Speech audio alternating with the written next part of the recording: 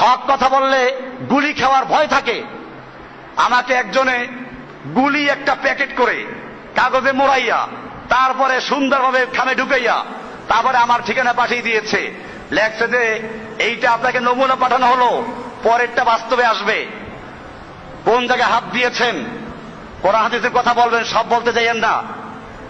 আমি পাইলে তাকে উত্তর দেব, অথবা এখন উত্তর দিচ্ছি, তাকে জানিয়ে দিচ্ছি।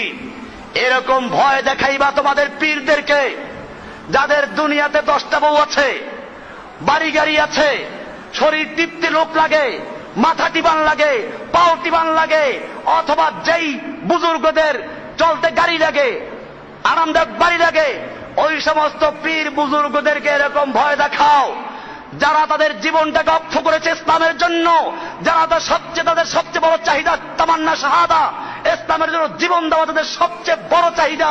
তুমি তাকে কিসের ভয় দেখাচ্ছ? তোমরা যারা ভয় দেখাও ওইটা আমরা চাই, তোমরা যারা থেকে আমাদেরকে সাবধান করছো আমরা সেটা কামনা করছি। কাজী যারা আজকে ভয় দেখাচ্ছ, আমি কোরআন এবং হাদিসের কথা বলেই যাব। সেজন্য যদি বুলেটের মাধ্যমে আমার বুক ঝাঁঝরা হয়ে যায়, তারপরেও এক মুহূর্তের জন্য বিরত থাকবো না ইনশাআল্লাহ। আল্লাহর নবী লা ইলাহা ইল্লাল্লাহর দাওয়াত দিয়েছেন, সাহাবারা লা ইলাহার দাওয়াত দিয়েছেন। সেই দাওয়াতের ধাক্কায় গোটা সমাজ আলাদা হয়ে গেছে। লা ইলাহা ইল্লাল্লাহর মানে হচ্ছে আল্লাহ ছাড়া কারো বিধান চলবে না, আল্লাহ ছাড়া কারো হুকুম চলবে না, আইন চলবে না। আর এখন লা ইলাহা ইল্লাল্লাহর দাওয়াত দেয়, তার মধ্যে কি নাই, এসব বিষয়ে কোনো কথাই নাই। লা ইলাহার দাওয়াত দেয়, মসজিদের জামা কি করো, মসজিদে আসো নামাজ পড়ো, ঠিক আছে ভালো কথা, কিন্তু এরপরে ওই যেই লা ইলাহা ইল্লাল্লাহর দাওয়াত দিয়ে রাষ্ট্রীয়ভাবে নবীরা দিন কায়েম করেছেন তার খবর আছে কিছু? এই জন্য মনে রাখতে হবে, লা ইলাহা ইল্লাল্লাহ দাওয়াত দেওয়া ভালো, কিন্তু সেই লা ইলাহা ইল্লাল্লাহ দাওয়াতটা যেন নবী মুহাম্মদ সাল্লাল্লাহু আলাইহি ওয়াসাল্লামের দাওয়াতের মতো হয়। মিশরের সাইয়্যিদ কুতুব রহমাতুল্লাহ আলাইহিকে যখন লা ইলাহা ইল্লাল্লাহ কথা বলার কারণে জেলে বন্দী করা হলো, শেষ পর্যন্ত ফাঁসির হুকুম হয়ে গেল, ফাঁসির আগের রাতে জেলখানার ইমাম সাহেব ওনার সামনে সাক্ষাৎ করতে গেলেন। সাইয়্যিদ কুতুব রহমাতুল্লাহ আলাইহি জিজ্ঞেস করলেন, আপনি কে, কেনই বা এলেন? ইমাম সাহেব বললেন, আমি জেলখানা মসজিদের ইমাম, আপনি তো ফাঁসির আসামি, আগামীকাল আপনার ফাঁসি হতে যাচ্ছে।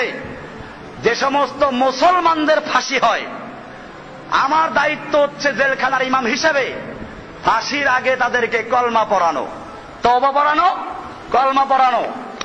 সাইয়্যিদ কুতুব রহমাতুল্লাহ আলাইহি প্রশ্ন করলেন, আচ্ছা কি কালমা তুমি পড়াও, বলো দেখি।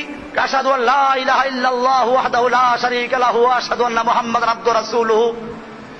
সাইয়্যিদ কুতুব রহমাতুল্লাহ আলাইহি বলেন, আশ্চর্য কথা, আমি তো এই কালেমার কথা বলার কারণে, এই কালেমার উপরে বই লেখার কারণে, এই কালেমার দাওয়াত দেওয়ার কারণে আমাকে বন্দী করা হয়েছে, চরম নির্যাতন করা হয়েছে, আমার হাত পা ভেঙে দেওয়া হয়েছে, আমাকে শেষ পর্যন্ত ফাঁসিতে চড়ানো হচ্ছে।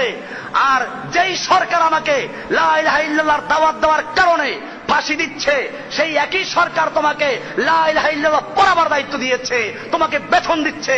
বোঝা গেল তোমার লা ইলাহা ইল্লাল্লাহ আর আমার লা ইলাহা ইল্লাল্লাহ এক নয়। তোমার লা ইলাহা ইল্লাল্লাহ তাগুতের থেকে পয়সা দেয়, আমার লা ইলাহা ইল্লাল্লাহ তাগুতের নির্যাতনের সম্মুখীন করে।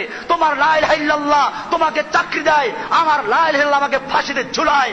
বোঝা গেল ঠিকই বর্তমানেও যারা লা ইলাহা ইল্লাল্লাহ দাওয়াত দিচ্ছেন, জেনে রাখবেন মুহাম্মদ সাল্লাল্লাহু আলাইহি ওয়াসাল্লাম লা ইলাহা দাওয়াতের কারণে মক্কার লোকেরা তাকে মারতে উদ্যত হয়েছিল, ঘেরাও করে হত্যা করার জন্য বাড়ি ঘর ত্যাগ করা হয়েছে, কাফের মুশরিক বিরোধিতা করেছে। আপনার লা ইলাহা ইল্লাল্লাহ সমস্ত তাগুত, ইহুদি, খ্রিস্টান, নাসারা, বৌদ্ধ, হিন্দু কারো কোনো আপত্তি নাই, আপনার জন্য সারা বিশ্বের ভিসা ফ্রি হয়ে যায়, আপনাকে সব জায়গায় ঢুকতে দেওয়া হয়। বোঝা গেল আপনাকে পাহারাদারি করা হয়, আপনার জন্য সব রকম ব্যবস্থা করা হয়।